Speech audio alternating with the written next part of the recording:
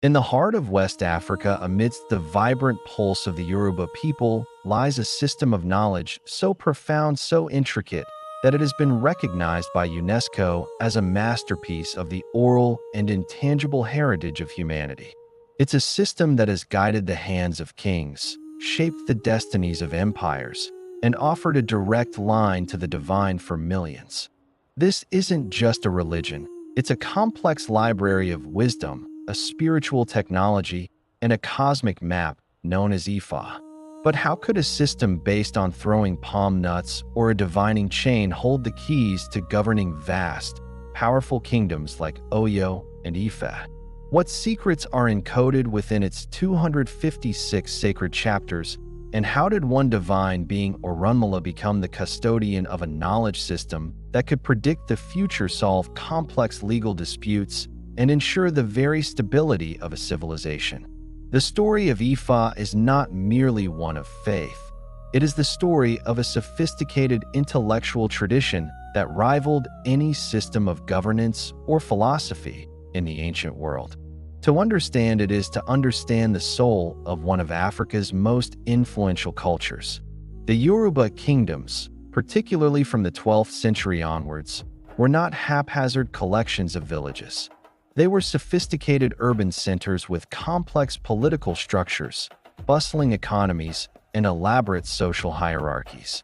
The city of Ifa was considered the cradle of civilization, the place where the gods descended to create the world.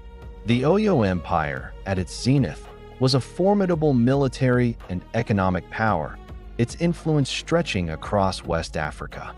But with great power comes great complexity and even greater challenges. Kings, known as obus, were not absolute despots. They were divine rulers who bore the immense responsibility of maintaining cosmic balance, ensuring prosperity, and delivering justice to their people. A single poor decision, a declaration of war, a mismanaged famine, a contentious succession, could unravel the entire kingdom, leading to civil unrest, economic collapse, or conquest by rival states. The obus faced a constant barrage of problems. When is the right time to plant the yams to avoid drought? Which of my sons is destined to rule and bring peace? What is the nature of the sickness sweeping through the capital, and what spiritual remedy is required? A neighboring kingdom is amassing troops at the border. Should we negotiate or launch a preemptive strike? These weren't simple administrative questions. They were matters of life and death, of prosperity and ruin, that rested squarely on the king's shoulders. To navigate this treacherous landscape, the rulers needed more than just mortal counsel or military might. They needed a source of guidance that was infallible, a system that could peer beyond the veil of the present and reveal the underlying forces shaping events. They needed a direct connection to the will of Olodumare, the supreme creator, and the wisdom of the orishas, the divine intermediaries.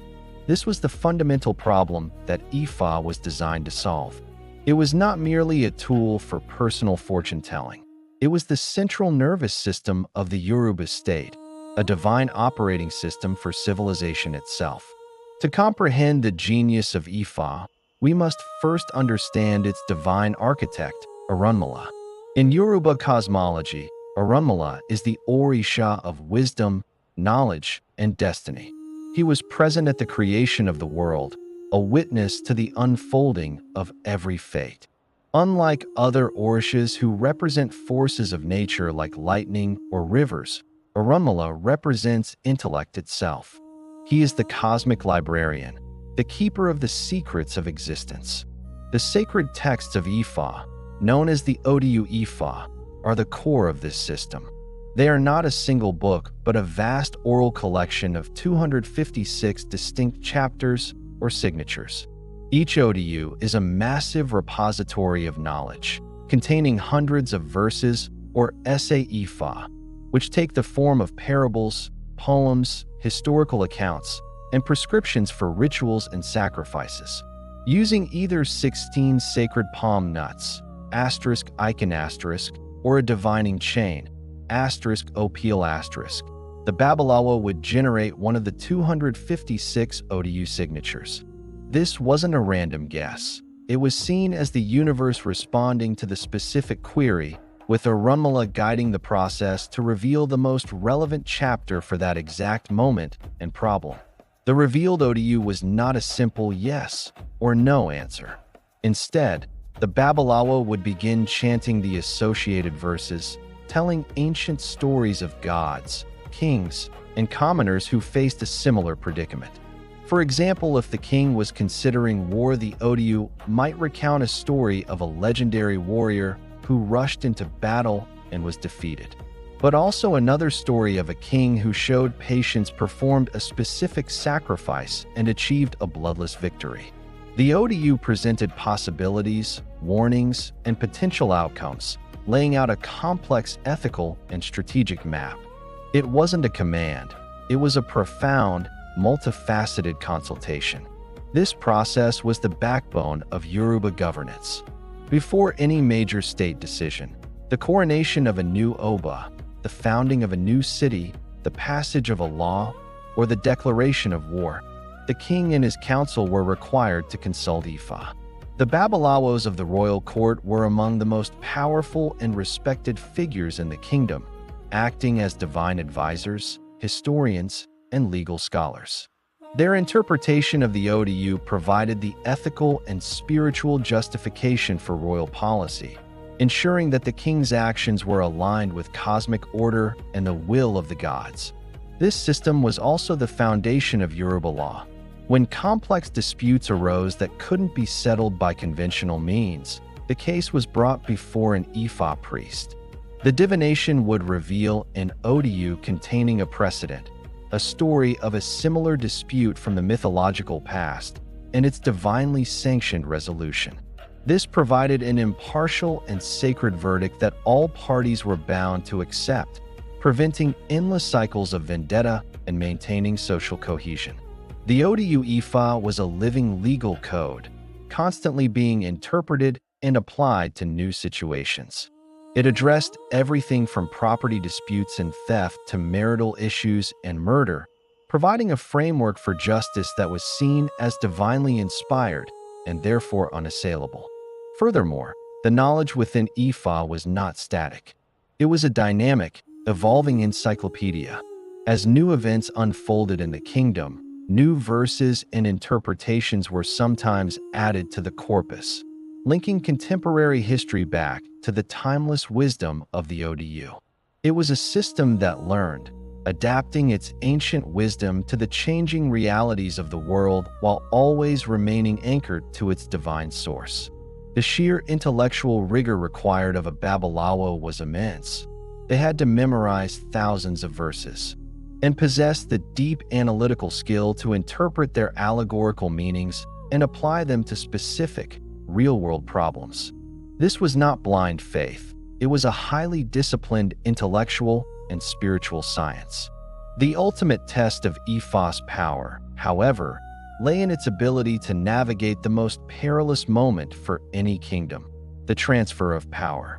In many empires, the death of a king was a catalyst for bloody civil war as ambitious princes and powerful factions vied for the throne. The Yoruba kingdoms, guided by Ifa, developed a remarkably stable, if complex, system of succession. When a king passed away, the selection of his successor was not left to brute force or political maneuvering alone. The kingmakers, a council of high-ranking chiefs known as the Oyo Mesi in the Oyo Empire, had the responsibility of selecting the next Oba, but their choice had to be validated by the divine. The candidates, usually chosen from specific royal lineages, would be presented to Ifa. The Babalawos would perform the divination for each candidate, and the Odu that appeared for them would reveal their destiny and their suitability to rule. An Odu signifying peace, prosperity, and stability would mark a candidate as divinely approved. Conversely, an Odu carrying warnings of strife, famine, or tyranny would instantly disqualify a prince, no matter how powerful or popular he might be. This moment was the system's emotional and political climax. The fate of the entire kingdom hung in the balance, resting on the fall of the palm nuts. The tension in the sacred grove where the divination took place would have been immense. The chants of the Babalawos, the silent prayers of the kingmakers, the future of a nation, all converging on a single sacred sign from the cosmos. When the final, auspicious Odu was revealed and the chosen prince was named, it was not merely a political victory, it was a divine anointing.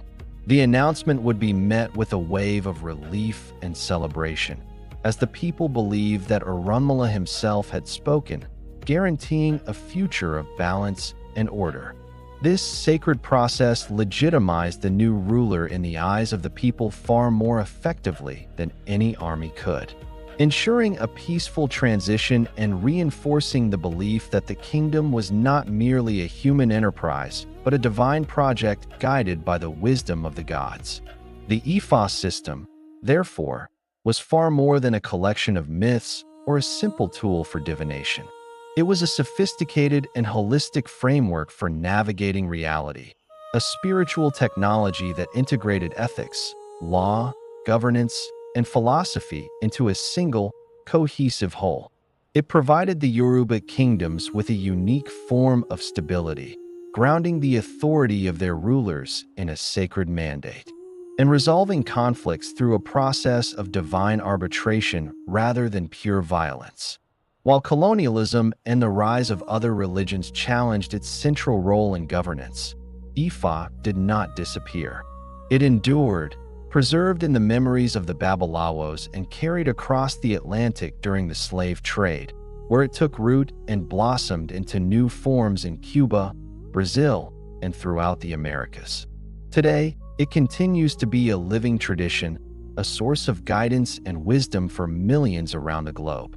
The story of Orunmila and Ifa is a powerful testament to the intellectual and spiritual achievements of ancient Africa, a reminder that for centuries kings and commoners alike looked to this divine system to find their path, to understand their destiny, and to build civilizations that could stand the test of time.